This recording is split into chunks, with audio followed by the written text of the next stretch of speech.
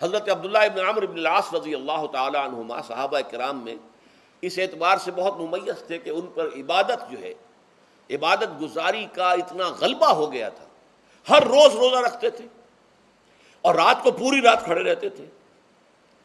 حضور کو اطلاع دی گئی، حضور نے طلب کیا فوراً، آپ نے فرمایا یا عبداللہ الم نخبر، کیا ہمیں یہ خبر نہیں دی گئی انک تصوم الدہر وتقوم اللیل، کہ تو ہمیشہ رات کو کھڑا رہتا ہے نماز میں اور ہر روز روزہ رکھتا ہے۔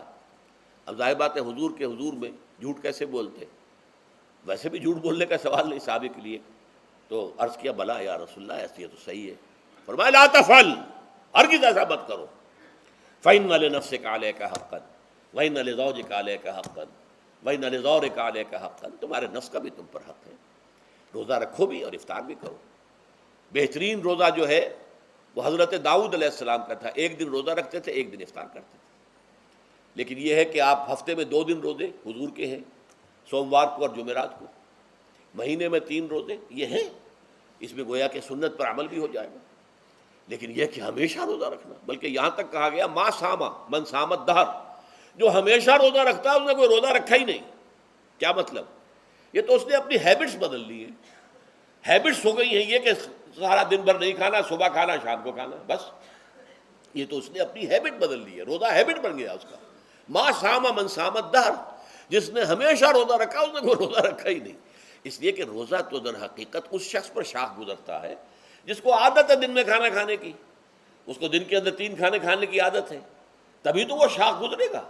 اگر وہ عادت ہی آپ نے بدل لی ہے تو ظاہر بات ہے کہ پھر روزے کی جو برکت ہے وہ تو ظاہر نہیں ہوگی۔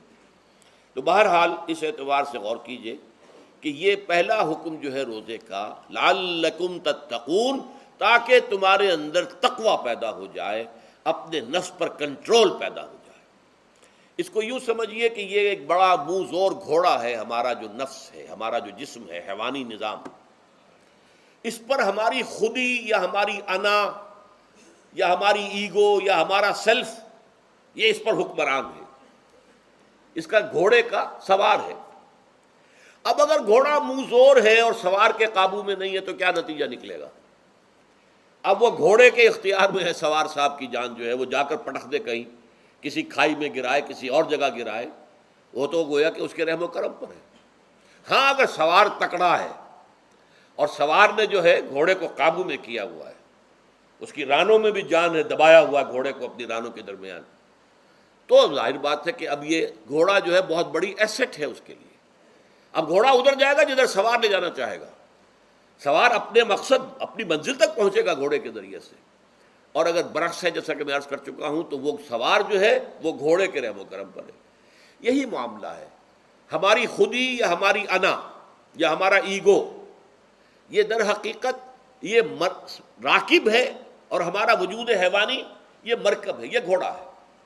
اگر ہم قابو یافتہ ہوں اپنے اس گھوڑے کے اوپر تو یہی جسم ہمارے لیے ایک بہت بڑا ایسٹ ہے۔ ہاتھوں سے نیکی کمائیں گے، پاؤں سے نیکی کمائیں گے، آنکھوں سے نیکی کمائیں گے، کانوں سے نیکی کمائیں گے، یہ ساری نیکیاں کمانے کا ذریعہ بن جائے گا۔ تلاوت قرآن سن رہے ہیں تو کانوں کی نیکی ہو رہی ہے، قرآن دیکھ کر پڑھ رہے ہیں تو آنکھوں کی نیکی ہو رہی ہے۔ یہ سارے ہمارے اعصاب، ہمارے تمام اعضاء و جوارح نیکی کا ذریعہ ہے۔ لیکن اگر کہیں یہ ہمارا نفس امارہ، ایڈ اور لیبیڈو ہم پر قابو پا لے تو پھر ہم اس کے رحم و کرم پر ہیں، پھر وہ ہمیں جس کھائی میں چاہے گا گرا دے گا۔ تو اس اعتبار سے روزہ مجرد ابھی روزے کی بات ہو رہی ہے، وہ روزہ خاص طور پر کہ جس کا حکم پہلے دیا گیا تھا، ایام معدودات، اس کے بارے میں اس کی حکمت، مجرد روزے کی حکمت کیا ہے؟ ضبط نفس۔ اسی ضبط نفس کا دوسرا نام تقویٰ ہے۔ آپ اپنے نفس پر قابو یافتہ ہیں اور پھر اللہ کے سامنے جھک رہے ہیں، یہ ہوئی نا اصل بات۔ آپ اللہ کے سامنے تو جھک رہے ہیں، اے اللہ میں تیری ہی بندگی کرتا ہوں اور کروں گا، نفس پر قابو ہے ہی نہیں، تو آپ کا یہ کہنا محمل ہو جائے گا، نفس کا تقاضا ابھرے گا اور آپ اس کے آگے ہاتھ جوڑ کر کھڑے ہو جائیں گے، تو گویا کہ جو آپ نے کہا تھا ایاک نعبد و ایاک نستعین، اس کی پیروی کرنا، اس کو پورا کرنا، اس کا تقاضا بجا لانا آسان کام نہیں ہے۔